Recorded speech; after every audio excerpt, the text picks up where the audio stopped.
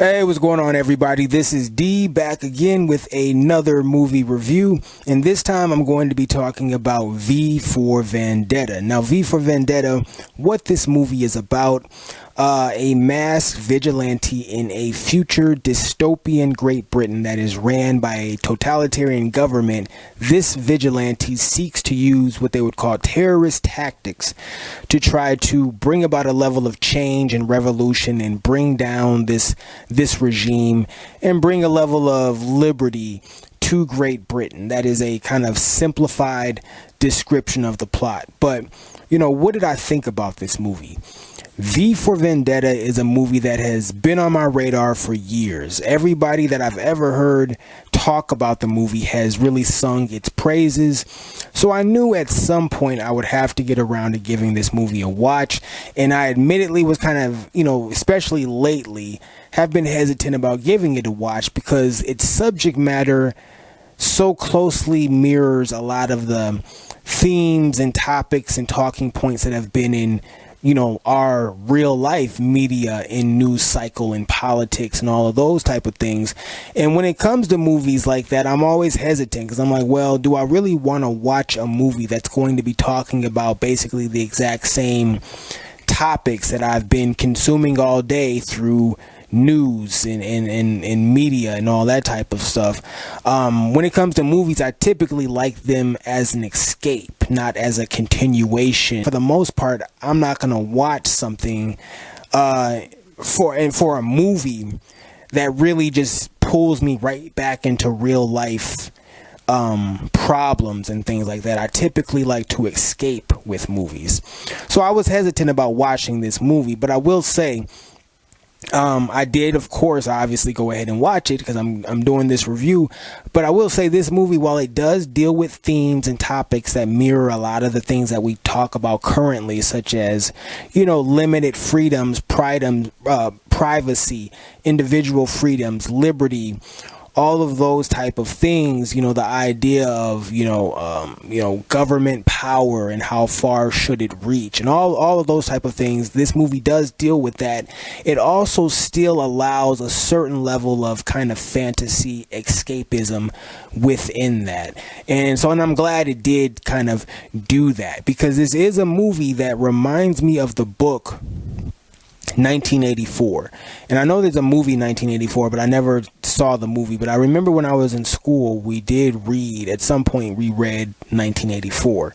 And I remember that book just being very just kind of depressing and gloomy and just really kind of like, to a certain degree horrifying. And V for Vendetta thematically reminds me a lot of that book. But what it does do is it allows still a certain level of hope and a certain level of escapism. There's more positive energy around V for Vendetta than there is around 1984. Which isn't to say one is better than the other. It's just to say that V for Vendetta is a lot less depressing than 1984 is. Because without really spoiling anything, V for Vendetta at least allows for hope and kind of triumph to be possible and to actually happen. And and then of course you have just the general stylized action and all of that type of stuff within the film, and there's humor there as well. So there's just things there that allow you to deal with serious, timely subject matter, but also get escapism and fun in there as well. So that is something I wanted to point out. But some more just kind of general things talking about the movie. Hugo Weaving does a great job as V. Of course, I automatically think of Hugo Weaving as Mr. Smith, Agent Smith from the Matrix films. And it's interesting because though V and Agent Smith are very kind of different characters, and just in terms of just, one's a good guy, one's a bad guy, and just kind of where their morals lie, where their alliances lie, and things like that. Very different, but you can clearly see the carryover between the characters in terms of, I can see how the same actor that played Agent Smith, Hugo Weaving, could go on to play V, because there is a certain level of gravitas and just kind of almost regal theatricality that is brought to both roles, even though the characters are very different. So all that to say, Hugo Weaving does a great job here. Natalie Portman, she does a good job as well. It's not anything... she does a good acting performance, but it's really kind of a performance that I've seen her give before in kind of multiple other movies. So it's not really anything I haven't seen from her before, but still, she does a good job with the role and the character that she's playing. And also kind of continuing with the whole idea of how this movie relates to real life modern times, the movie will make you reflect, especially if you watch it, if you're watching it relatively recently, the movie will make you reflect on kind of your own personal freedoms and liberties and things like that, and just, past history and, possible future happenings and things like that, and what is possible in the future, and what you would like to avoid in the future, all of those type of things. This movie will, or at least can, make you reflect on some of those things. So, and once again, I talked about escapism. It doing that, that's one of those things where it makes the escapism kind of hard, because it kind of keeps pulling you back into reality. But then it will turn around and add some fantasy action type elements that kind of do allow for a certain level of escapism. But at the same time, reflecting on freedoms and liberties that you currently, at least while the time being, you currently get to enjoy, it will make you kind of be able to be appreciative and thankful for certain liberties and freedoms. And I think any movie that shows a level of oppression and kind of people's civil liberties and freedoms being encroached upon, anytime you watch that in a movie, I think it makes you thankful for freedoms and liberties that you do have. If, hopefully, I don't know who all is watching this, but hopefully in your situation that you're in, you do have some freedom and liberty and whatnot. So, and this movie will make you be appreciative of that.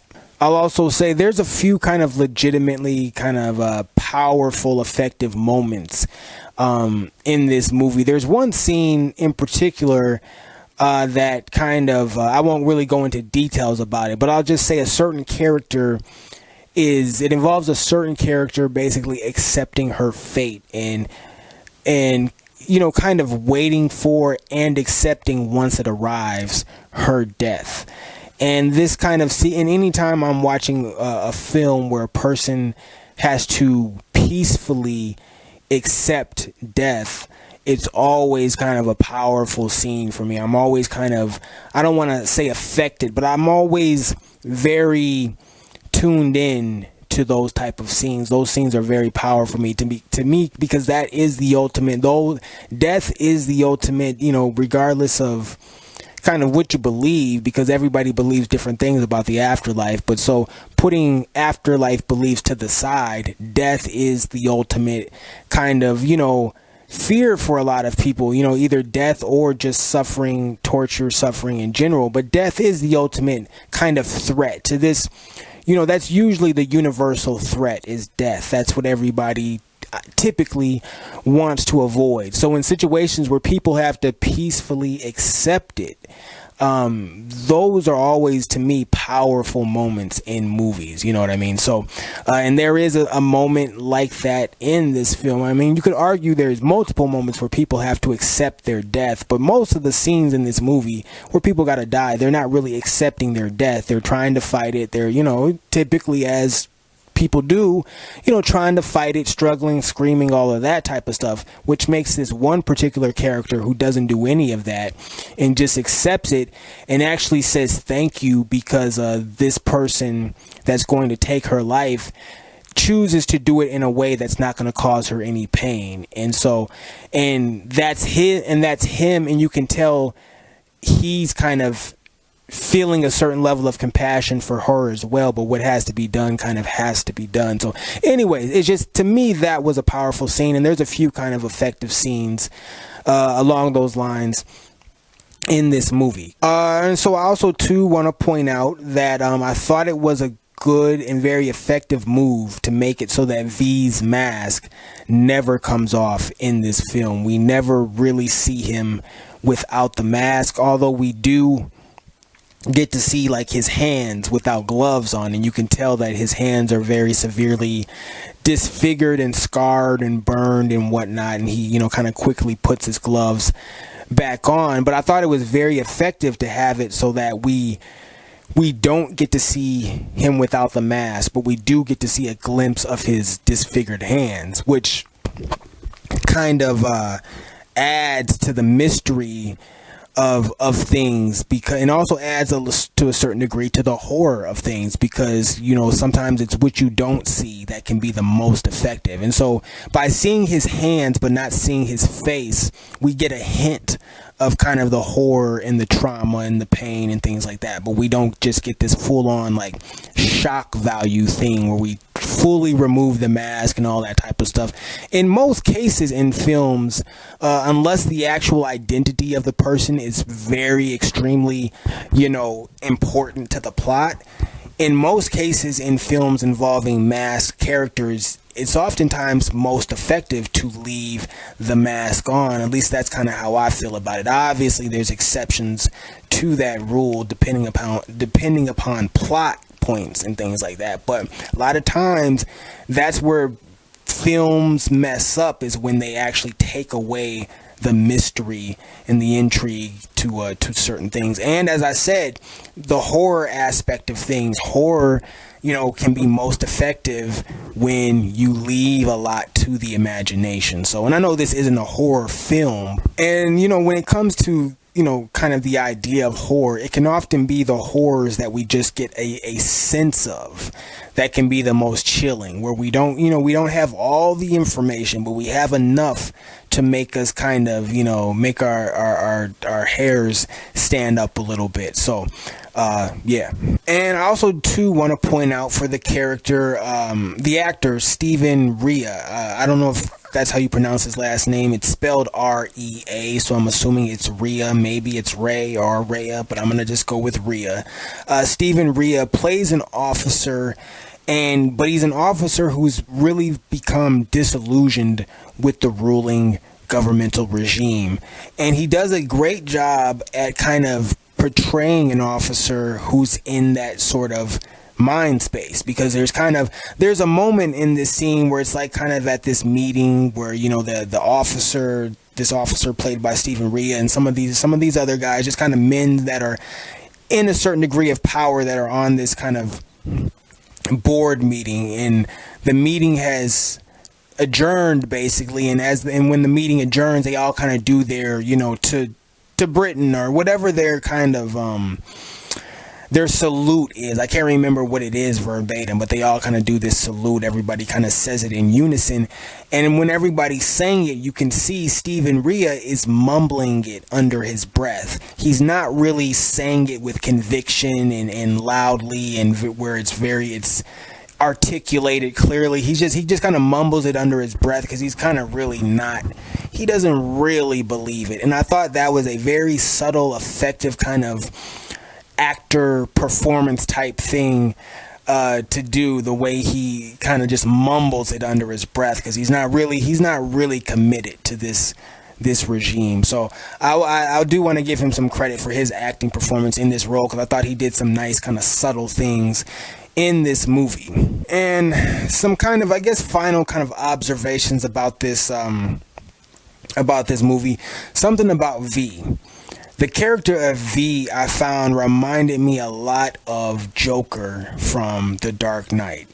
Even though, once again, these are characters that are kind of, you know, different in terms of where they sit on the moral spectrum. Even though, I guess, you know, Joker, I don't think morals is really even a thing at all for him. I don't think he doesn't work on morals. So maybe that's not the right term to use, but, you know, obviously one's a good guy and one is, you know, a bad guy or whatever. But the two characters, because of the way they carry themselves and because of the way they kind of operate, the tactics they use, They seem like they could have some really interesting conversations in terms of just philosophy and society and things like that. Just because they both, while being very different, there are some very kind of noticeable, easily noticeable similarities between the two characters, V and the Joker from The Dark Knight. So I thought that was an interesting thing. In fact, if you're watching this video, maybe leave a comment.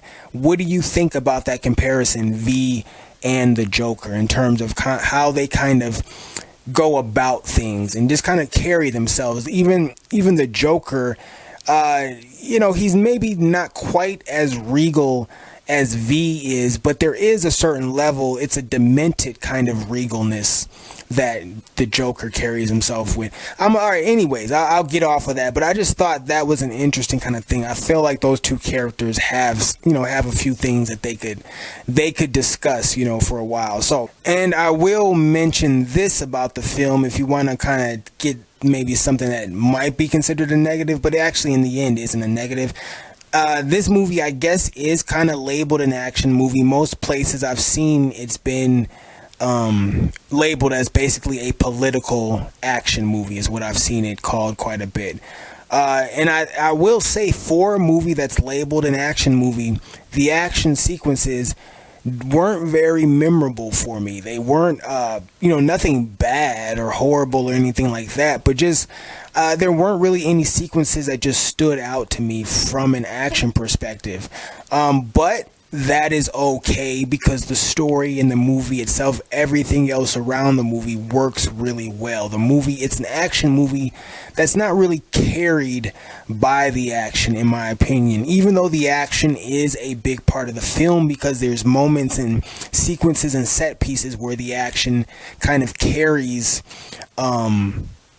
carries the plot, moment to moment. The action can kind of move characters along. Action sequences are what connect V to Natalie Portman's character. I can't think of what her character's name is in the movie, but it's the action sequences that ultimately bring those two together to where they have to deal with each other and whatnot. So the action is critical to the movie and to parts of the story, but it's not actually like the most memorable, and are not even like the best. If I was going to talk about top 20 action sequences of all time, none of the sequences from V would be there for me. And that's just a random thing to say, top 20 action sequences. How many movies are going to get into that anyways? But all I'm really saying is that for an action movie, this movie is surprisingly not, the action is surprisingly not the strong point of this film. But because everything else works so well, it doesn't matter. It's not really a takeaway from the movie. And it's interesting because the Wachowskis are a part of this film, just like, of course, they're the ones behind the Matrix films or whatever. So it's kind of interesting for this movie to really not be that impressive from an action perspective. So that's just an observation. Now, to be fair, I've only seen the movie one time, and my memory can be bad. So, maybe there was some sequence that was better than I'm giving it credit for. But, typically, if a movie, even if it's only after one viewing, if a movie had, a few actually truly impressive action sequences that were worthwhile, I'm gonna remember them. Those, a really great action sequence sticks out. You usually remember it. So, if nothing was memorable if I don't really remember any special sequences from this movie, then, I feel like maybe there weren't really too many, impressive action sequences. But, I could be wrong. So, my final takeaway for V for Vendetta, this is a good to great film. I'm not going to strongly lean into great film, but it is a very good film. It is definitely worth watching, and it's particularly for if you are a fan of a mixture of two things. If you like your movies to deal with topics of liberty and freedom and those type of things, and if you like the aesthetic of things like The Matrix, of things like Batman and the Mask of Zorro, those type of kind of masked heroes, masked vigilantes, cloaked heroes, the kind of the dark colors, heroes in black, those type of things, that type of aesthetic mixed with themes of liberty and freedom and, you know, revolution, dealing with governmental regimes and things like that, then this movie will you know, kind of scratch that itch if you're looking for those two things. So I'm gonna leave it there. This movie's worth a watch. Check it out. But I'm probably I'm very late to the party compared to everybody else, because, you know, this is a very kind of popular movie. A lot of people speak highly of it, and now that I've seen it, I can understand why. So that's it, you guys. V for Vendetta. Check it out if you haven't already. As usual, until the next time, I will catch you on the next go round.